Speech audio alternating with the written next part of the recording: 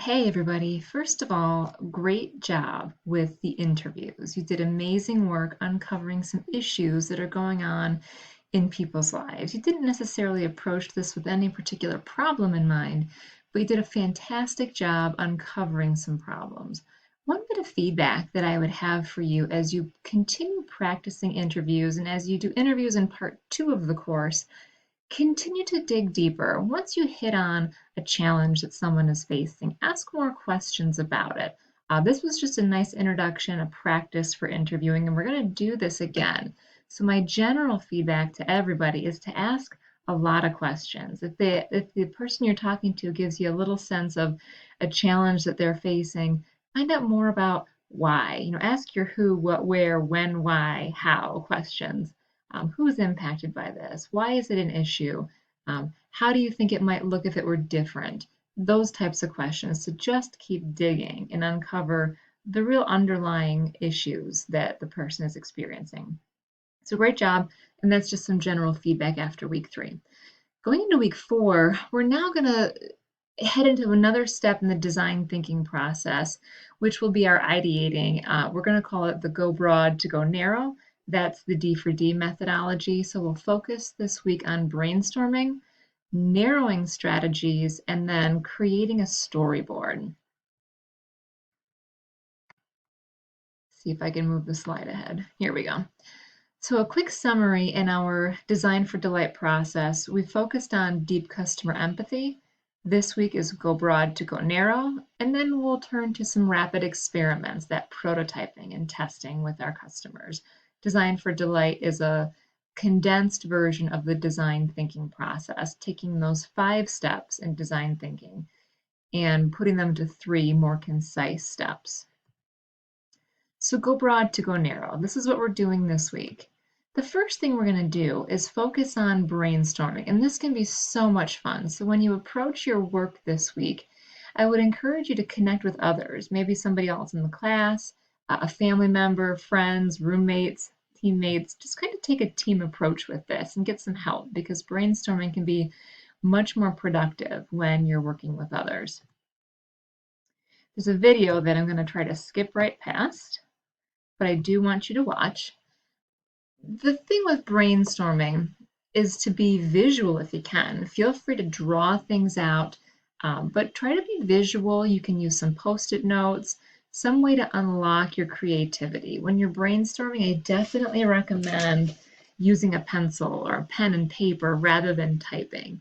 Using your hands will help activate the creative part of your brain. So be visual, be creative. You absolutely want to go for volume. When I see your brainstorming list, I'm going to be looking for at least 10 ideas. The more the merrier. There's no upper limit on ideas when we're brainstorming. So definitely go for more. If you get 4 or 5, you're not done. Keep going. At least 10 ideas when you're brainstorming. And think wild. So creative ideas, wild ideas, things that you know just aren't practical are absolutely okay and really encouraged in the brainstorming part of design thinking. So when you do your brainstorming, set a timer. Give yourself at least 4, if not 5 minutes.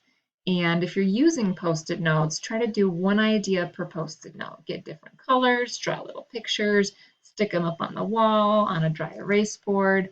If you're working with other people, you can organize them, by ideas that are similar. But definitely 4 to 5 minutes and lots of ideas. Wacky is okay. If you were going to do a practice, and I would encourage you to do this practice just to warm your brain up and get into the right mindset. If this is late at night for you and you're tired and you're just trying to get through your homework, try it again on another night or another day. I really want you to approach the brainstorming with a fresh mind so you can be creative. And it helps us get in the right headspace if we can do a little bit of warm up. If we were in a classroom together, I'd ask you to go through this brainstorming exercise. I'd give you 4 minutes and say, how would you change a light bulb on a ceiling without using a ladder? And come up with as many ideas as you could. So I want you to try just warming your brain up before you do your brainstorming assignment for the class on the problem that you were analyzing last week through your interview. remember that you're going to come up with some, we'll call them bad ideas, and bad ideas are okay in the brainstorming process. Things like Uber and Airbnb were probably considered bad ideas when they were first brainstormed. Think about what these are, Uber and Airbnb. If you're trying to solve some transportation issues, getting rides from strangers doesn't sound like the first logical step. Or if you're looking for a place to stay and hotels are booked, staying at a stranger's house, maybe not the first idea you would want to pursue, but that's ultimately what these two services are. So even if the idea sounds a little off at first, write it down. It could evolve into something that's really worthwhile.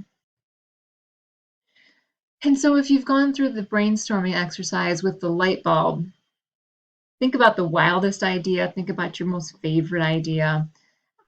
And then ultimately, the next step, once you have a bunch of ideas, is to narrow them down. The first step in narrowing is to group ideas by similarities. You have certain things that are kind of similar, put them together, and that will help some key themes emerge. You're going to go through a couple other narrowing methods, and I'm going to show you a couple right now. You'll choose one for your homework assignment. After you have your brainstorming list, you'll pick one narrowing method. If you're working with other people, and again, I recommend you do that. Get your family or your friends together to do this assignment with you. If you have a group, the 100 points method works really well. You give every person in your group 100 points to allocate, and they can vote on the different ideas that you brainstormed by assigning their points accordingly. So you could vote for something with 0 points, which means you really don't like that idea, or you could even put all of your 100 points toward that idea if you really liked it. Most people in a group would have somewhere in between toward each idea, but ultimately, the idea with the highest number of points is the one you try out first. So that's the 100 points method, a great one if you're working with other people. If you're doing this independently, I think the 2x2 method is a good approach, and there's a whole handout in Blackboard that goes through this 2x2 method. So I'd like you to take a look at it and analyze that if you plan to use this 2x2 method. Essentially what you do is create a matrix with two characteristics on an axis, a vertical axis and a horizontal axis. So the one that you're seeing on the slide, you would say it's either an important customer problem or it's not an important customer problem. And the solution either solves the problem well or doesn't solve the problem well. And you take all of your different solutions and you plot them out based on where they fall against your two criteria. For example, you can see my mouse moving. This star right here identifies an important customer problem. However, it might not solve the problem all that well. It's a little bit on this, solves the problem well side, but not as far as this star here. You see my mouse moving again a little bit to the right.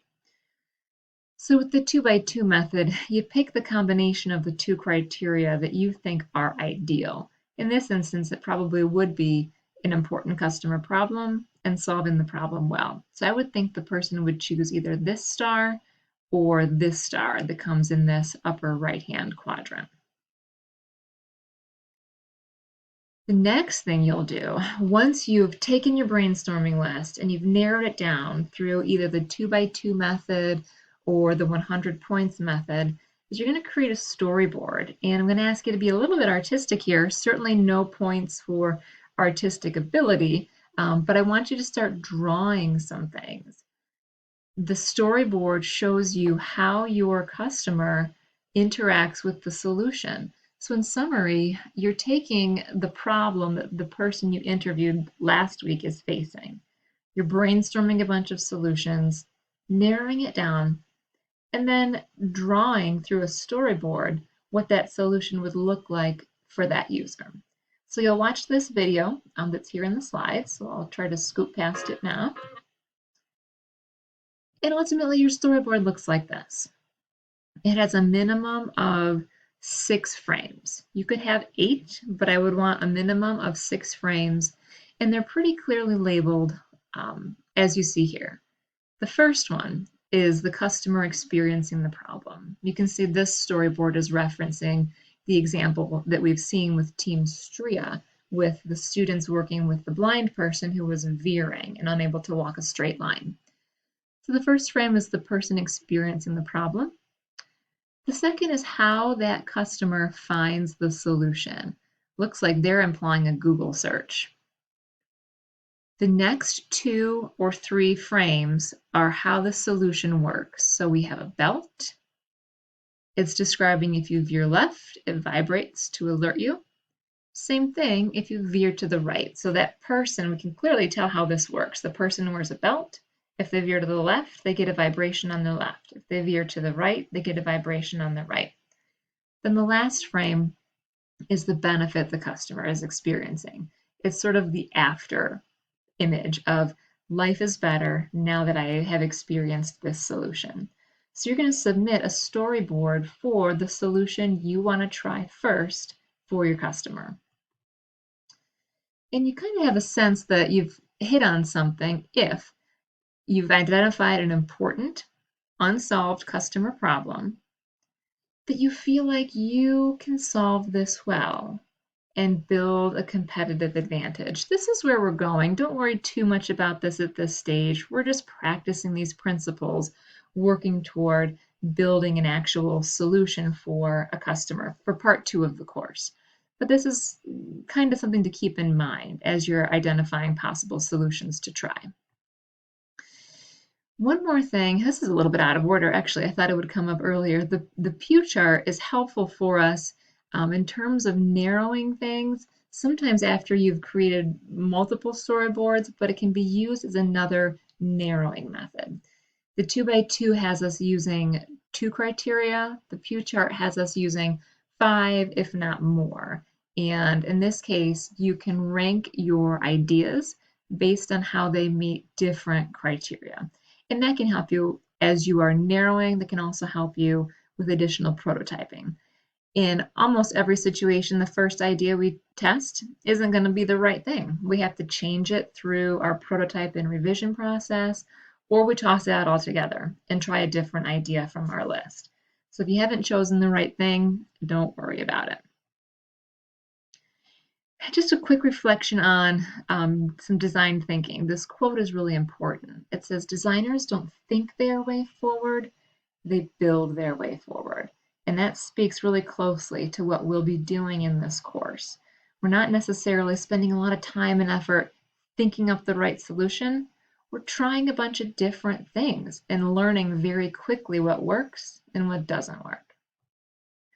So to summarize, your assignments this week include Chapter 3, Ice House. Make sure that as you make your comments in VoiceThread, you're including specific reference to the chapter to show that you've read it and you're incorporating the content into your response. And you're also going through this brainstorming exercise. You'll brainstorm on the problem you explored last week with the person you interviewed, go through a narrowing process, and then create a storyboard using 6 to 8 images. So you're going to be busy this week. I'm here to help you. Reach out if I can assist in any way. Thank you so much.